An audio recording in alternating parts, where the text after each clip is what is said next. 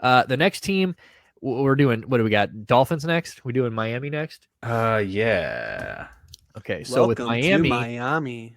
this is another team that again they've gotten better. Tua, look, Tua, the throw that came out of camp at the beginning or whatever that little video was when Tyreek Hill goes there, the underthrow.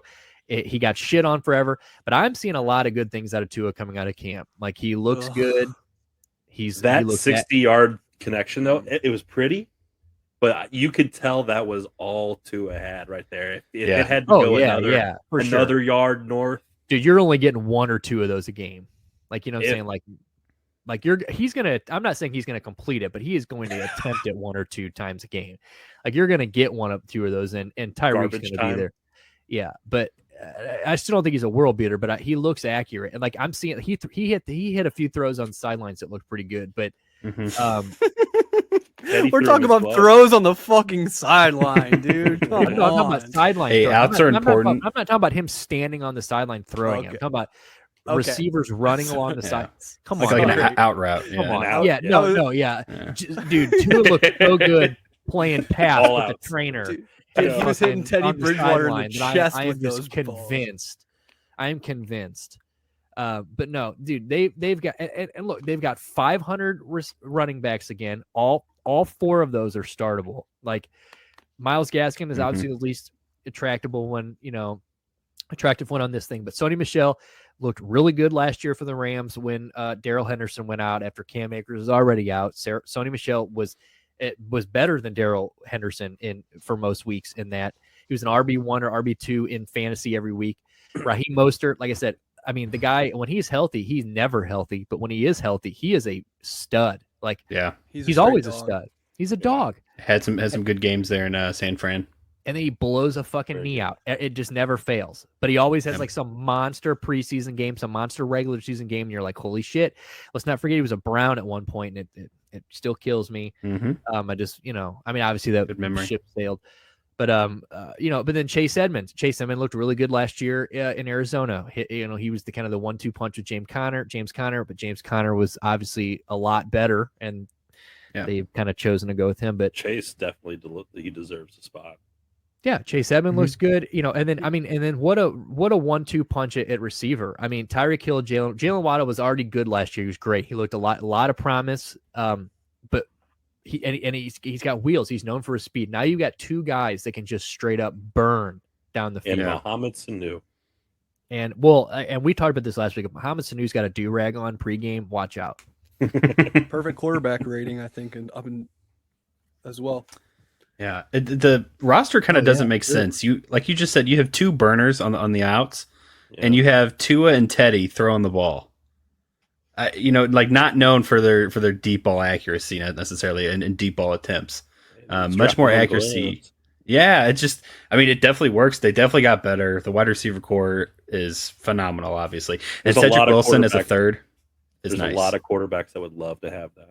Absolutely. That tray right there. And you saw like a lot of what Tyreek Hill does. I mean, I think Jalen Waddle will probably, in my opinion, be more of the deep threat guy.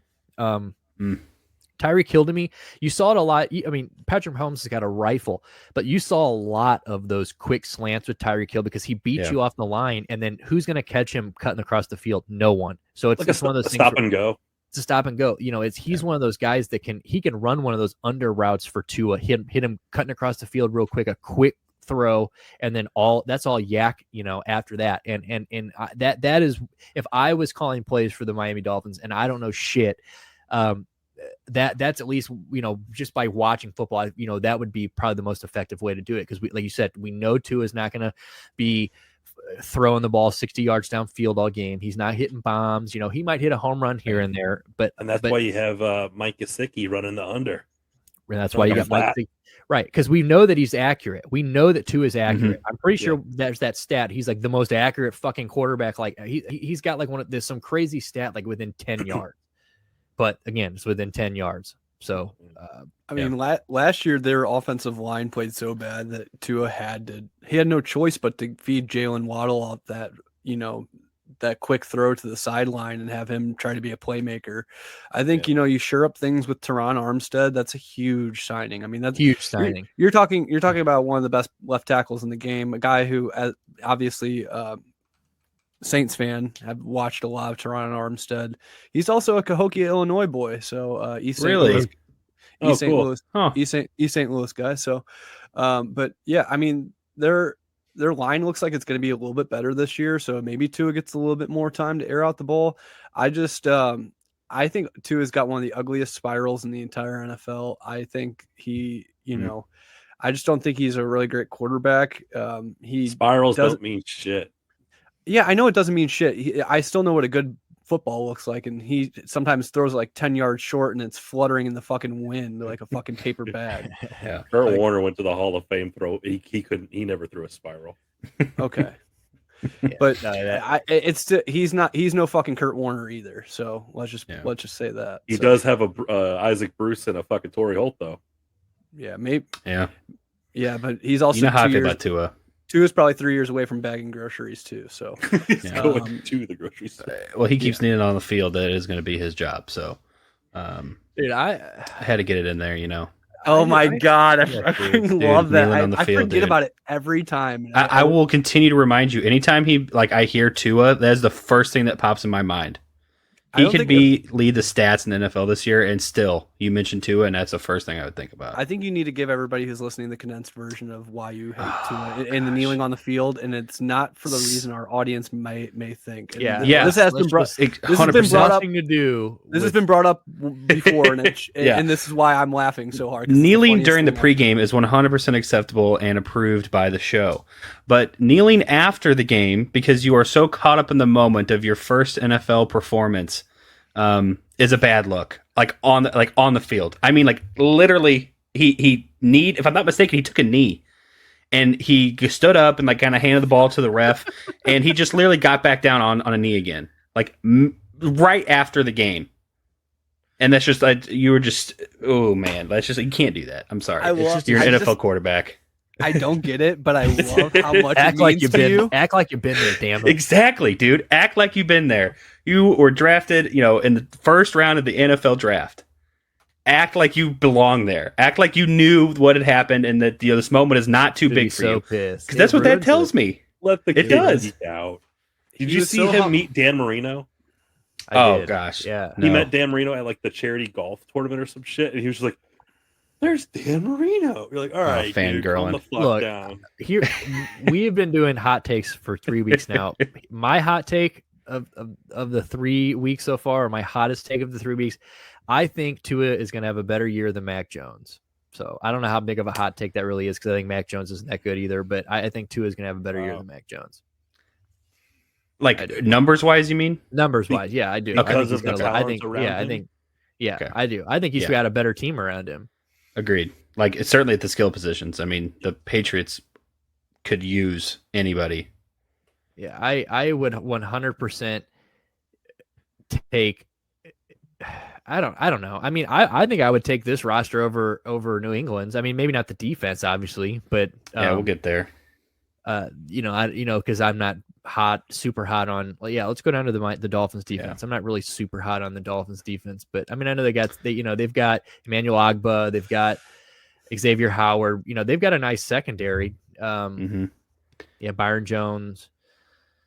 Well, and if Raekwon Davis lives up to potential, that would be really good for them. But yeah, can you imagine if they still had fucking Minka Fitzpatrick on this team? How much better their defense would be? Yeah, that'd be seriously pretty gross.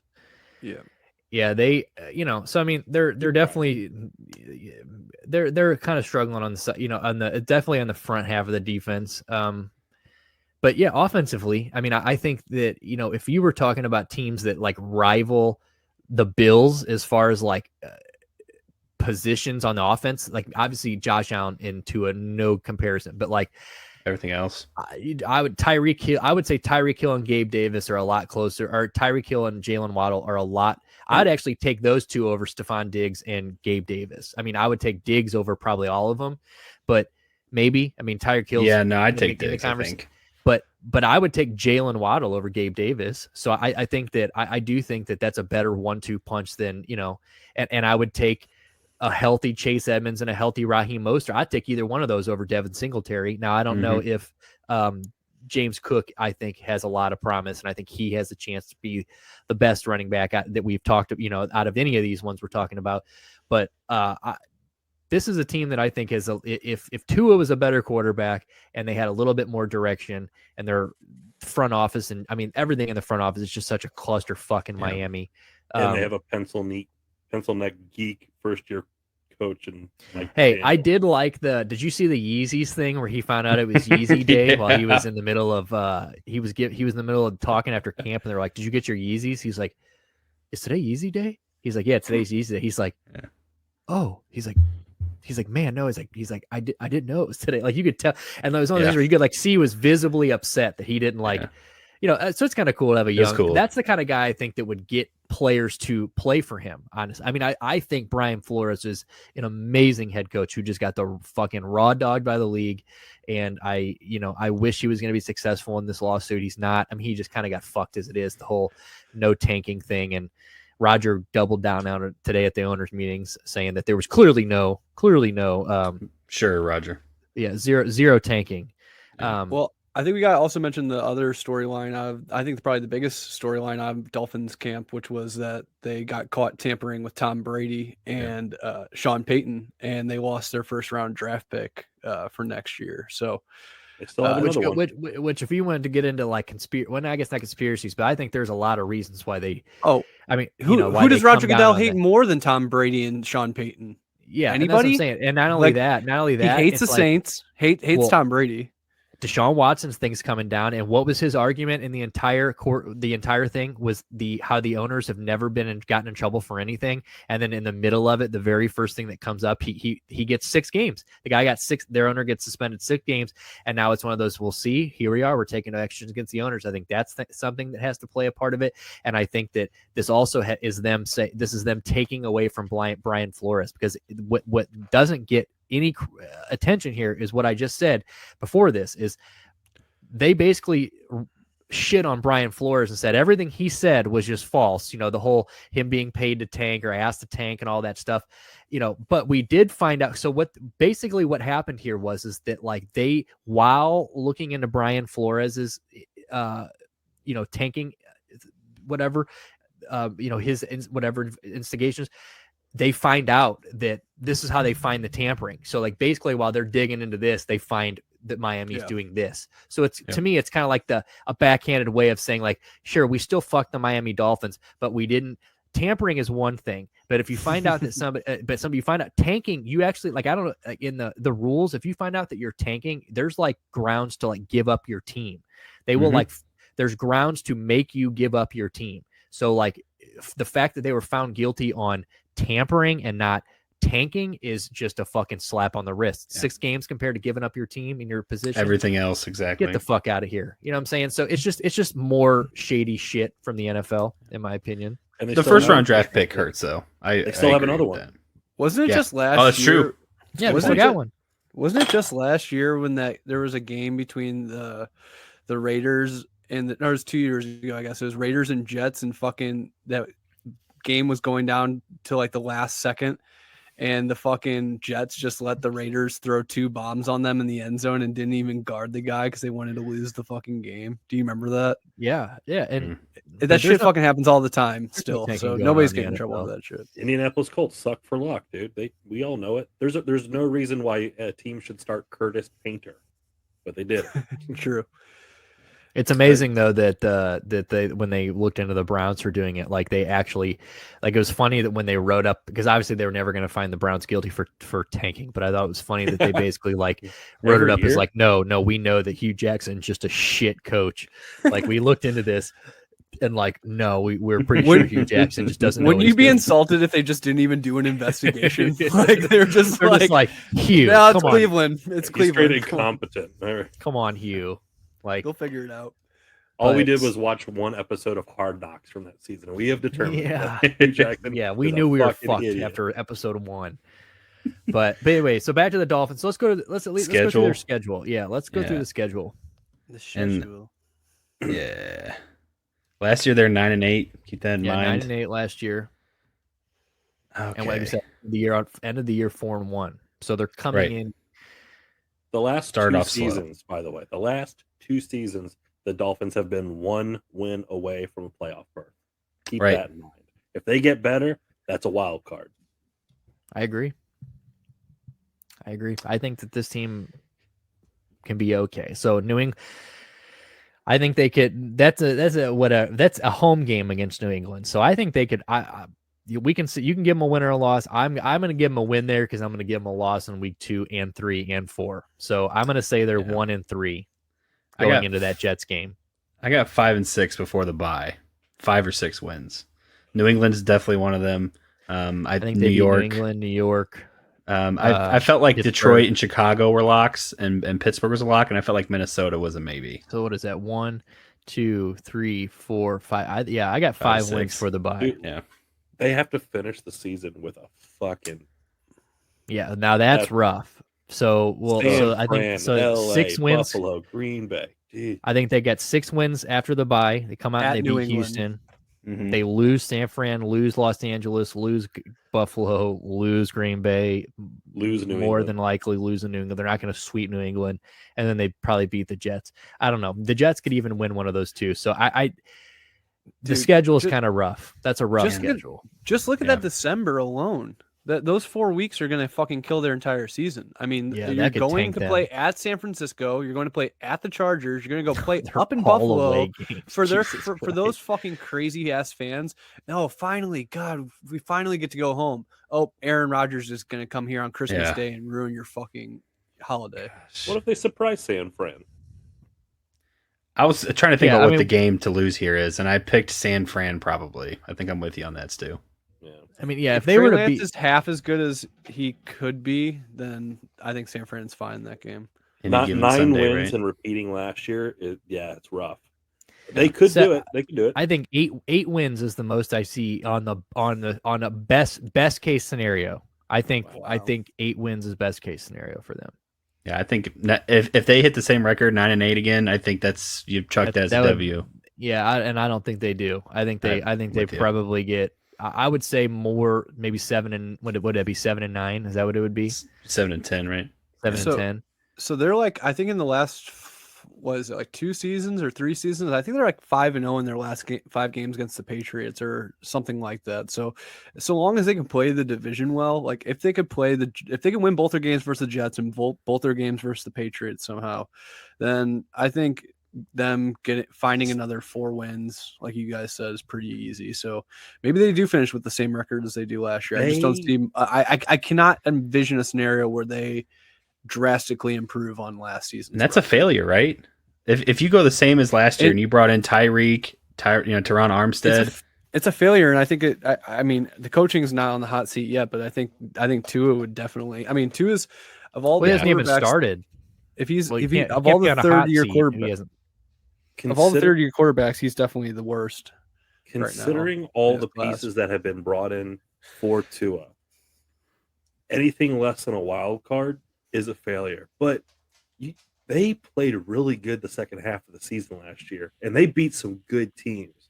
Yeah, and I think them having a new coach is going to factor into this. I don't think the hot seat thing. I mean, he hasn't even started. He can't be on the hot seat. Yeah. And 2, I think that's going to factor in. I think that this is a figure. I don't think this year is looked at as this team's just going to come in and sure, they want to be competitive, but Tyreek Hill's under contract. Like this is not. Tua is a young guy. You know, Jalen Waddle's not going anywhere. These guys, this is not they have to win this year.